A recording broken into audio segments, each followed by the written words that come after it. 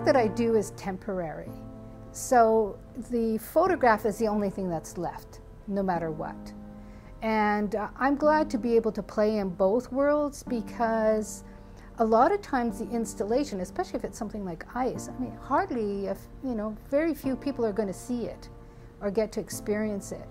And the photography allows me to bring that into a whole other realm. When I create one of the wardrobes, which is the dresses made out of flowers and leaves, oftentimes I create a whole backstory for the character.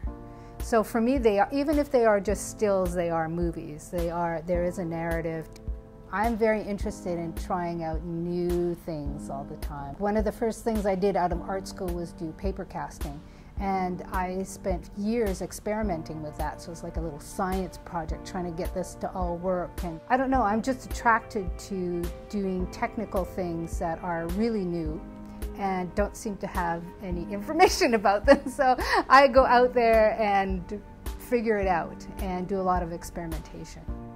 I'm often inspired by a plant that I find on the street or that is growing in my backyard or whatever, and I just think, oh wow, I look at it and I go, geez, that looks like the frill at the bottom of a skirt.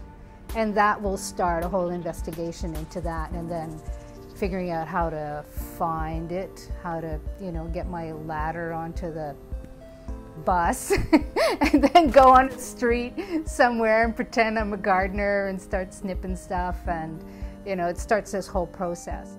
The reaction on the street really depends on where you are, okay? So we did this in Vancouver on Robson Street in the summertime. Had lots of people gathering around and talking, very free about talking, so we got a lot of really good conversations. Just did it recently in New York, and wow, in Manhattan, they are jaded. We had her on the subway, and we had one person talk to us, but everybody else couldn't be bothered, and we tried to walk down, areas that had like fashion and stuff like that, but people in the street they're just so used to having stuff thrown at them that they think it's a commercial kind of gig where somebody's going to try and sell them something. I'm originally from back east, like many people in Vancouver, and I came to go to Emily Carr. I thought I was going to go back east because I'm actually French-Canadian and I missed all of that. But I stayed here. I found a community here.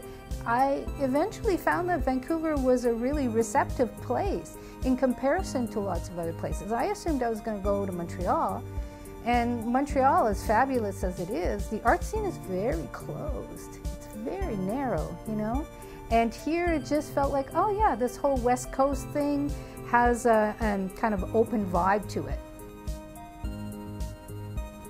My name is Nicole Dextras, and I'm an environmental artist.